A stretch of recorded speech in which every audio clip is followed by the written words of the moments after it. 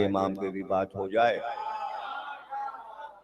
तो फतवा एक सुना दूं ताकि बच्चों को याद रह जाए, जवानों को याद रह जाए। आयतुल्लाह खूई रहमतुल्लाह अलैह से फतवा लिया गया कि मजलिस और नमाज का अगर टकराव हो जाए तो क्या हो।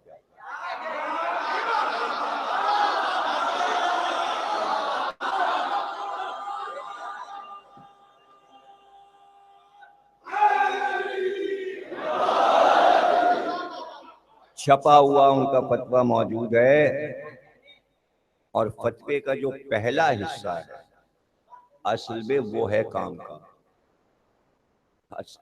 देखिए जो पहला हिस्सा होता है ना किसी भी इबारत का वो अहम होता है, दूसरा इतना अहम नहीं होता कि उसके बारे में सोचने लगे। तुम ये जिम्मेदारी आपकी है, मैंने कह दिया जो पहला हिस्सा फतवे का होगा उस पे सोचना है और दूसरे वाले पे सोचना नहीं है, फौरन बोलना है। पहले पे बोलना नहीं है, पहले पे चुप रहना है, पहले पे सोचना है, गौर करना है और दूसरे हिस्से पे बोलना है। फतवे के दो हिस्से हैं। आपने फरमाया कि खबरदार एहतियात करो कि कभी मजलिस नमाज के वक्त ना रखो। यह है सोचने वाली बात। क्या फरमाया आयतुल्लाह कोई ने? मजलिस नमाज के वक्त मत रखो, नहीं करनी चाहिए। तो आयतुल्लाह कोई ने ये जब फरमाया उससे पहले से लखनऊ से ये तरीका है कि जब मजलिस का ऐलान होता है और होता था तो कैसे होता है सुन लीजिए। मजलिस होगी बाद नमाज फज्र, ये ऐलान होता। मजलिस होगी बवक्त फज्र। मैंने कहा था सोचना है, अभी नहीं बोलना, बोलना बोलना दूसरे, अभी सोचना है। क्या ऐलान होता है हमारे यहाँ? मजलिस होगी बाद नमाज फज्र। और हमारे रिजविया में यहाँ हर सुबह की नमाज के बाद एक मजलिस होती है, तकरीबन हर मस्जिद में होती है। सुबह की नमाज खत्म हुई मजलिस होती है। मजलिस होगी बाद नमाज ज़ोहरैन, या ये ऐलान होता है मजलिस होगी ऐन ज़ोहरैन के वक्त। सोचिए सोचिए ये कब से तरीका चला रहा है। मजलिस होगी बाद नमाज मगरिबैन, या ये ऐलान होता है मजलिस होगी वक्त मगरिबैन, बाद फज्र, बाद ज़ोहरैन, बाद मगरिबैन। आयतुल्लाह कोई क्या फरमा रहा है? नमाज के वक्त मजलिस ना रखना। रखते ही नहीं, कोई साहब को भी मालूम था नहीं, उनको भी पता है बाद फज्र, बाद ज़ोहरैन, बाद मगरिबैन। सोच लिया। दूसरा हिस्सा सुनाऊं? अब दूसरा हिस्सा सुना है कि मजलिस कभी नमाज के वक्त ना रखी जाए और अगर ऐसा हो कि मजलिस हो रही हो और नमाज का वक्त आ जाए, खबरदार मजलिस से उठना।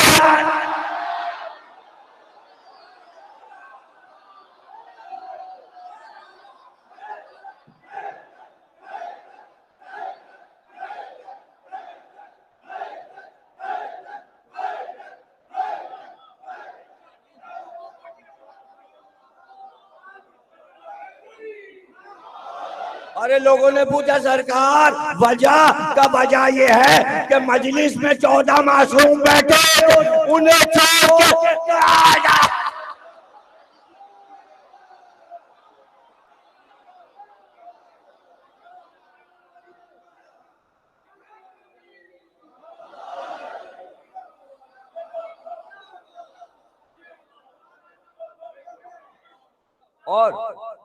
और भी सुन लीजिए, नमाज की कज़ा है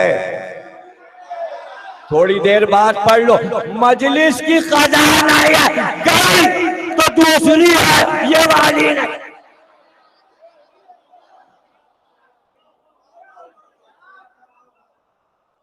तो जनाब आली ये मसाइल बड़े गंभीर थे और आइम्मा से पूछे जाते थे, लेकिन हिसार था, हुकूमत वक्त का मजालिम थे और लाकर मदीने से सामरे में एक तरीके से कैद कर दिया था, छावनी में, फौजी छावनी, बीच में घर, चारों तरफ फौज, 10वें 11वें।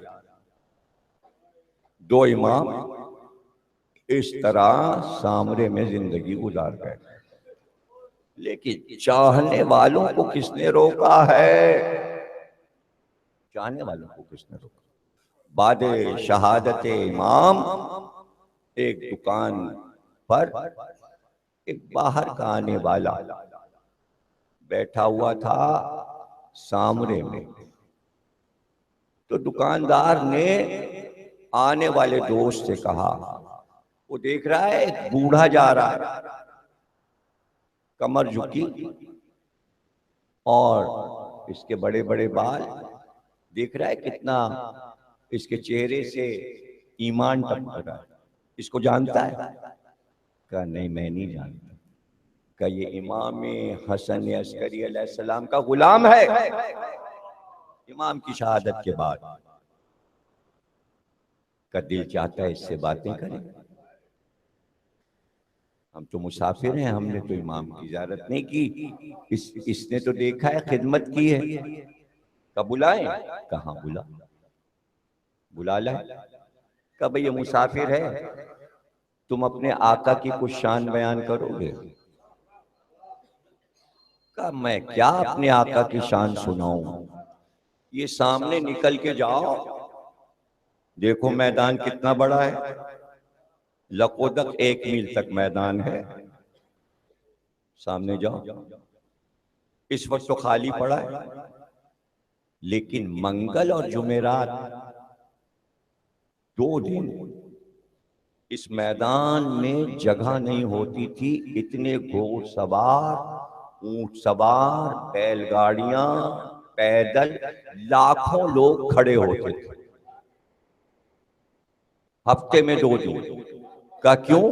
का ये 2 दिन थे कि मेरा इमाम दरवाजे से बरामद होता था और उस चांद की ज़ियारत करने के लिए लाखों लोग एक झलक हसन अस्करी की देखे। ये मेरे आका की शान थी। और सुनोगे मेरे आका की शान, खलीफा वक्त ने दरबार में बुलवाया कि हम आपसे मिलना चाहते हैं, तशरीफ लाइए। इमाम चले गए। जब पहुंचे महल के दरवाजे पे तो खलीफा वक्त ने कहा कि पर्दा ना हटाना, इसलिए कि जब मुअज्जिज मेहमान आते थे गुलाम पर्दे को उठा देते थे। खलीफा वक्त ने कहा कोई गुलाम पर्दा ना उठाए, खुद अपने हाथ से पर्दा हटा के आए। और इंतजार में बैठा है खुश होने के लिए कि कोई गुलाम पर्दा नहीं हटाएगा, खुद ही अपने हाथ से पर्दा उठा के अंदर आएंगे। लेकिन जैसे ही पर्दे के पास पहुंचे एक तेज हवा का झोंका आया और पर्दा उठा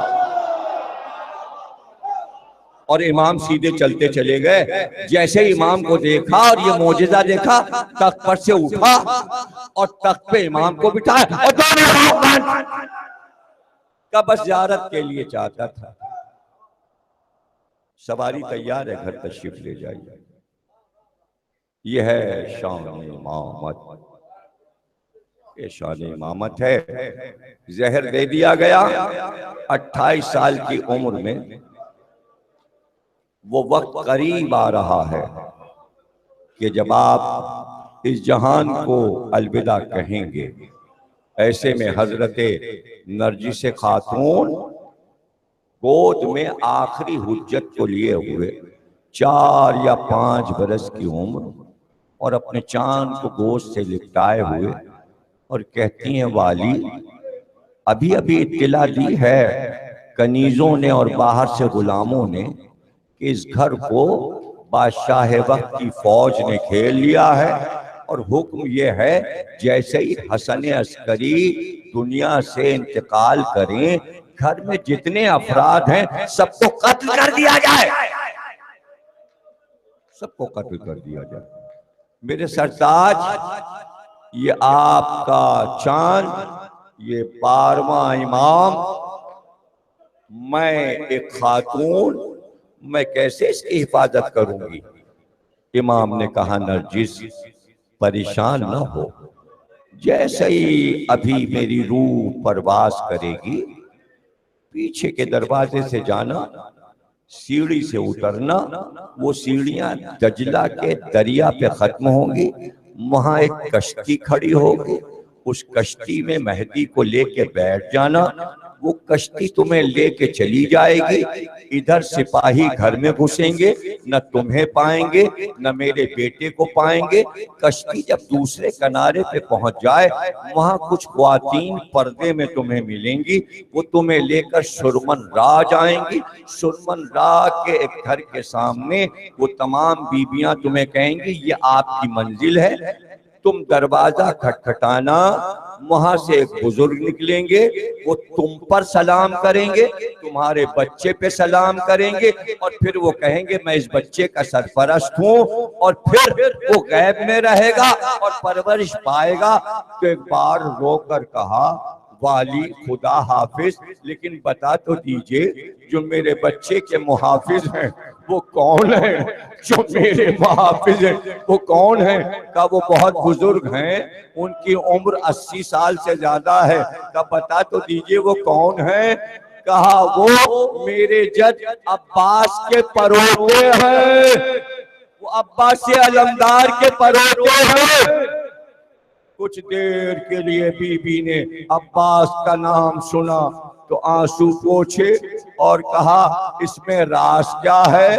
कहा नरजिस सुन लो और बेटे को सुना देना और जमाने को बता देना कि जब करबला में वो वक्त आया कि जब अब्बास ने अपने भाइयों को बुलाया और तीनों भाइयों को बुलाकर कहा मेरे सामने जाओ और मेरे सामने तुम्हारी लाशें आए ताकि मुझे इत्मीनान हो जाए कि मेरे मरने के बाद पता नहीं तुम हुसैन का साथ दो या ना दो, मैं खुश होना चाहता हूँ कि तुम्हारी लाशें देख लो। तो उस वक्त चारों भाई खड़े हुए और चारों भाई ने एक दूसरे के कांधे पे हाथ रखा और उसके बाद परवरदिगार और रसूल की कसम खाई और उसके बाद बच्चों को बुलाकर चारों ने अपने छोटे बच्चों को दायरे में खड़े करके कहा बच्चों ये कसम तुम्हारे लिए है, आज हम हुसैन पर कुर्बान हो रहे हैं। तुम जब तक जीना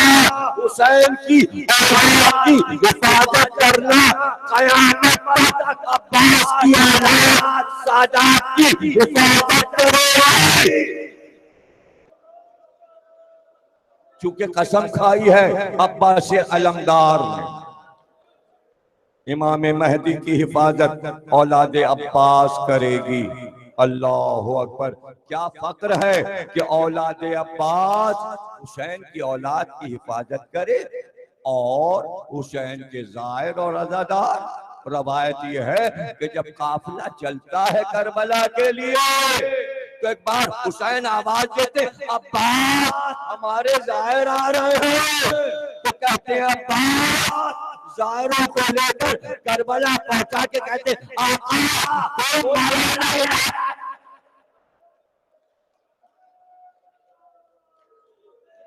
जिंदा और सलामत जायर आपकी कब्र तक पहुंच गए।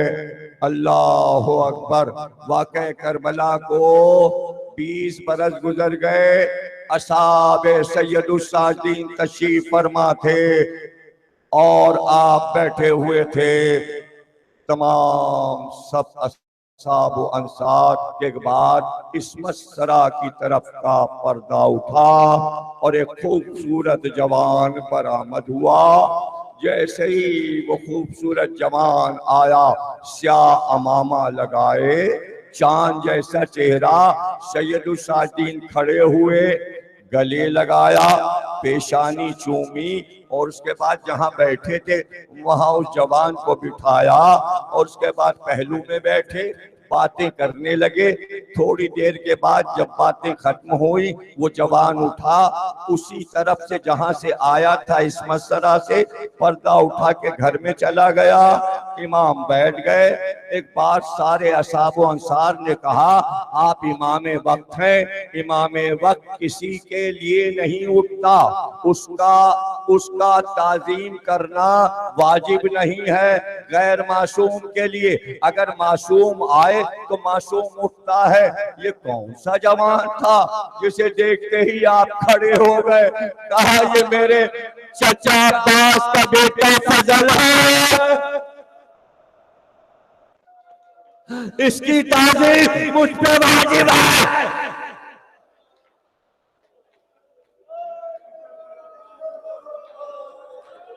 अब्बास का बेटा जवान हो गया, अब्बास का बेटा जवान हो गया। कहते हैं बाद करबला एक ईद आई और वो ऐसी ईद आई, ऐसी ईद आई कि समझ में नहीं आता था कि अहले हरम कैसे ईद मनाएंगे। बच्चे मारे गए, घर के जवान, अरे 18 जवान और लाशें करबला में, अब ईद कैसे होगी? लेकिन मदीने वालों को मालूम था कि अहले हरम ईद कैसे मनाते हैं। हजरत ज़ैनब की ईद ये थी, हुसैन को देख लिया, ईद हो गई।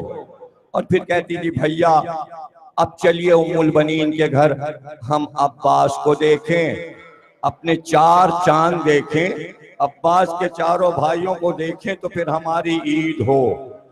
कहते हैं जनाब ज़ैनब की अमारी जाके रुकती थी उम्मुल बनीन के घर पर और चारों भाई बहन को शहजादी समझकर शहजादी की तरह अमारी से उतारते, कमर में तलवारें लगाए, पर्दे का एहतमाम होता, शहजादी अंदर जाती और एक बार मसनद बिछा दी जाती, अली की बेटी मसनद पे बैठ जाती, चारों भाई सामने खड़े हो जाते और कुछ देर के बाद माँ एक इशारा करती, इशारे को पाकर अब्बास कहीं चले जाते।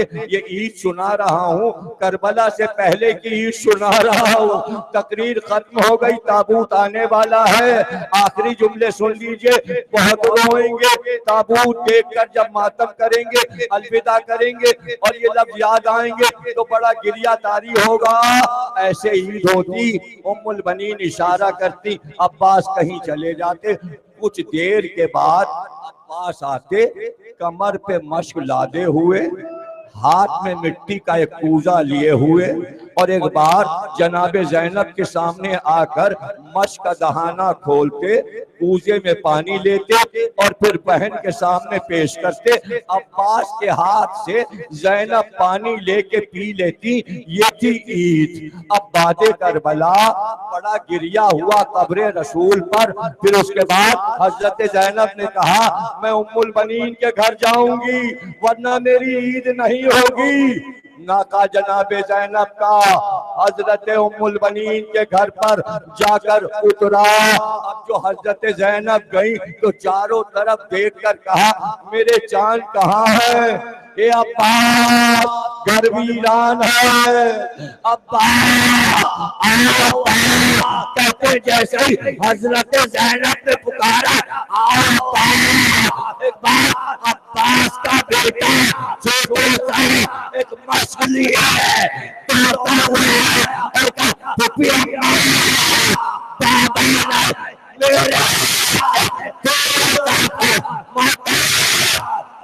अलविदा अलविदा